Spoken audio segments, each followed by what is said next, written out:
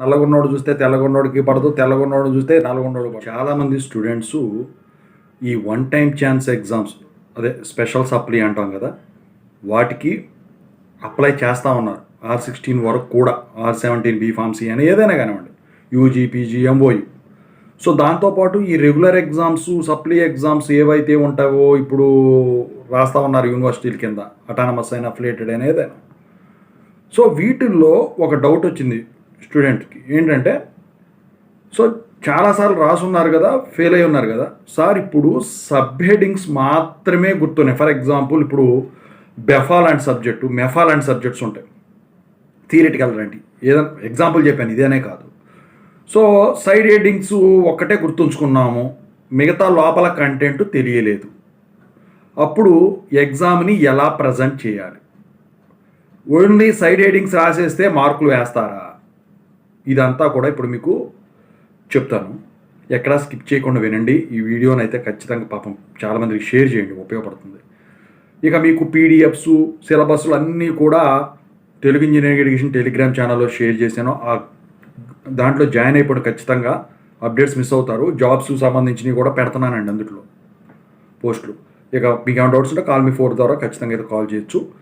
ఇక దాంతోపాటు ఇంతవరకు ఛానల్ సబ్స్క్రైబ్ చేసుకొని ఈ వీడియోని లైక్ చేయండి, 10 మందికి రీచ్ అవుతుంది.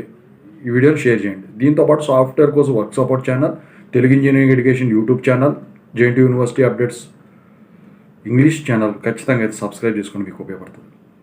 ఇక టాపిక్లో వెళ్తే ఏంటంటే, చాలామంది ఏం చేస్తారంటే సైడ్ హెడ్డింగ్స్ మాత్రం గుర్తుంచుకుంటారు. అయితే ఇప్పుడు 100లో ఒక 30 మంది సైడ్ హెడ్డింగ్స్ మాత్రం గుర్తుంచుకొని రాస్తారు. అయితే అందులో 1% స్టూడెంట్స్ పాస్ అవుతారు, 9% స్టూడెంట్స్ ఫెయిల్ అవుతారు. దానికి కారణం ఏంటంటే, పేపర్ వాల్యుయేషన్ చేసేవాళ్ళు అందరూ ఒకళ్ళు కాదు, పేపర్ వాల్యుయేషన్ చేసేవాళ్ళని బట్టి ఉంటుంది. అయితే ఇక్కడ మీరు గమనించాల్సిన ఒకటి, సైడ్ హెడ్డింగ్స్కి మార్కులు ఉంటాయా అంటే, ఇక్కడ కీ పేపర్లో వాళ్ళు తయారు చేసినప్పుడు ఏంటంటే మొత్తానికి కలిపి ఓవరాల్ మార్కులు ఇస్తారు.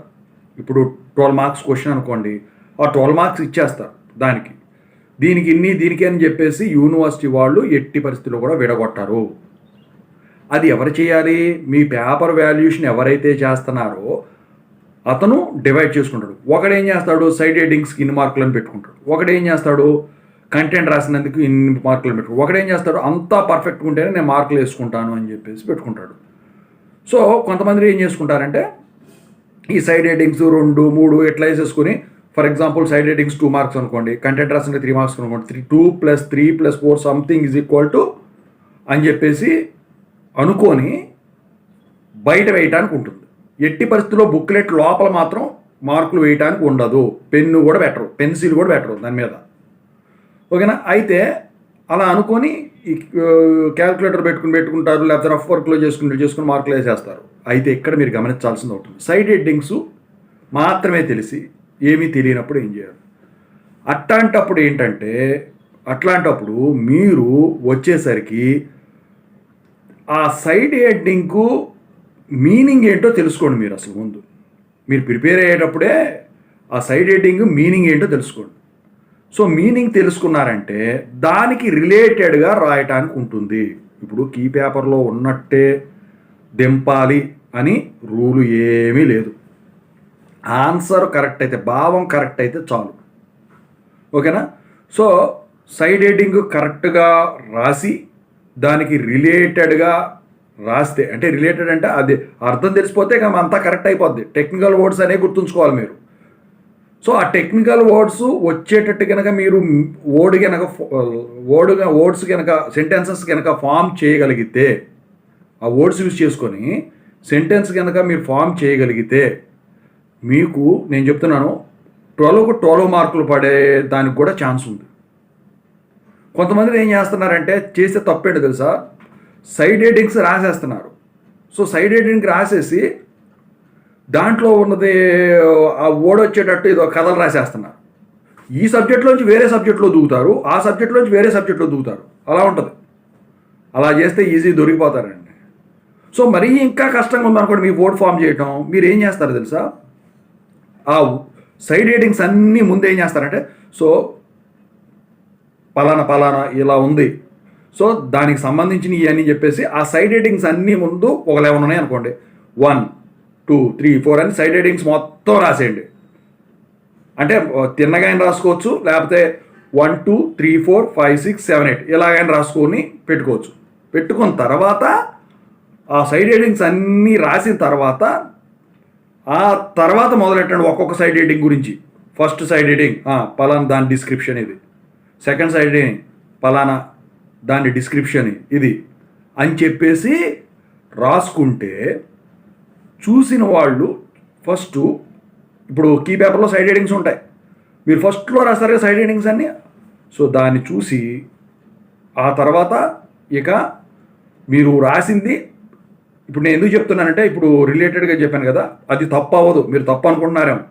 సో దిద్దేవాళ్ళు చూసినా ఎవరు చూసినా కూడా అది తప్పు కాదు, కరెక్ట్ ఆన్సరే వస్తుంది ఫైనల్గా. ఓకేనా? అప్పుడు మీకు మార్కులు పడతాయి. ఓకేనా? సో ఇంకా కొంతమంది ఏంటంటే ఎగ్జాక్ట్ ఆన్సర్ కావాలనుకునేవాడు ఉంటారు చూసారా, అలాంటి వాడు పేపర్ వాల్యుయేషన్కి వస్తే మాత్రం ఎవరో చేసేది ఏం లేదండి. మీకు 60 రావాల్సినవి 40కే పాస్ మార్కులు వేసేస్తారు. ఓకేనా? సో సైడ్ హెడ్డింగ్కి ఉన్నంత ఇంపార్టెన్స్ అది. జనరల్గా ఏమనుకుంటారంటే అన్ని సైడ్ హెడ్డింగ్లే కదా సార్, ఏదైనా రాసేయచ్చు అని చెప్పేసి అనుకుంటారు. జనరల్గా ఎంబీఏ సబ్జెక్ట్స్ లాంటివి సైడ్ హెడ్డింగ్స్ ఎక్కువ ఉంటాయి, లేకపోతే డిబిఎంఎస్ లాంటి సబ్జెక్ట్స్ సైడ్ హెడ్డింగ్స్ ఎక్కువ ఉంటాయి. ఈ కోర్ గ్రూప్ వాళ్ళకి చాలా తక్కువ ఉంటాయి సైడ్ హెడ్డింగ్స్, పెద్దగా నాకు తెలిసి ఏముంటాయి, ఎందుకంటే డయాగ్రమెటిక్ అయ్యే ఉంటాయి కాబట్టి. ఓకేనా?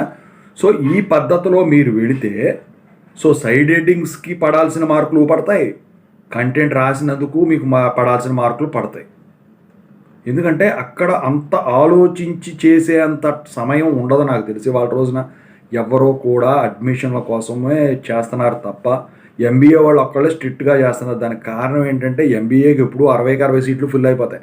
బీటెక్ ఇప్పుడు మీకు తెలిసిందే కదా, ఇప్పుడు అవతల వాడు చూస్తే నల్లగొన్నోడు చూస్తే తెల్లగొన్నోడికి పడదు, తెల్లగొన్నోడు చూస్తే నల్లగొన్నోడు పడదు. సో నల్లగొన్నోడేమో తెల్లగొన్నోడు చికా చేద్దాము అని చూస్తాడు, వాడికి రాకుండా.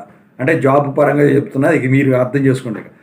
తెల్లగొన్నాడేమో నల్లగొన్నోడు రాకుండా చేద్దామని చూసుకుంటాడు, నల్లగొన్నాడేమో తెల్లగొన్నోడికి రాకుండా చేద్దామని చూసుకుంటాడు. ఇవాళ రోజున ఏంటంటే అది కాంపిటీషన్ లేకపోయినా కూడా ఇక ఏంటంటే ఇప్పుడు కొంతమంది మెంటాలిటీ ఎలా ఉంటుందంటే, సో ఇప్పుడు ఈ ఎంబీఏ చదవాలంటేనేమో బీటెక్ చేసేని రావచ్చు, డిగ్రీ చేసేని రావచ్చు. అదే బీటెక్ చేయాలంటే ఇంటర్ చేసి డిప్లొమా చేసి రావాల్సి ఉంటుంది. అయితే బీటెక్ చేస్తూ డిగ్రీ చేయదు కాదు కదా, బీటెక్ చేసాక డిగ్రీ చేయదు కాదు కదా. సో బీటెక్ తర్వాత ఎంబీఏకి వస్తారని చెప్పేసి ఉద్దేశంలో అయినా ఉంటుంది. మైండ్ సెట్ని బట్టి ఈ పేపర్ వాల్యుయేషన్ అనేది స్ట్రిక్ట్గా చేయడం అయితే జరుగుతుంది ఎంబీఏది. సో అందుకని చెప్పేసి వాళ్ళు చేసేటప్పుడు అట్లా అని చెప్పేసి ఫెయిల్ చేయరండి. మీరు దాన్ని భయపడాలి, ఎక్కువ పడాల్సి తక్కువ మార్కులు పడతాయి అంతే. అందుకే మీరు ఉన్నది ఉన్నట్టు నేర్చుకోవడం బెటర్.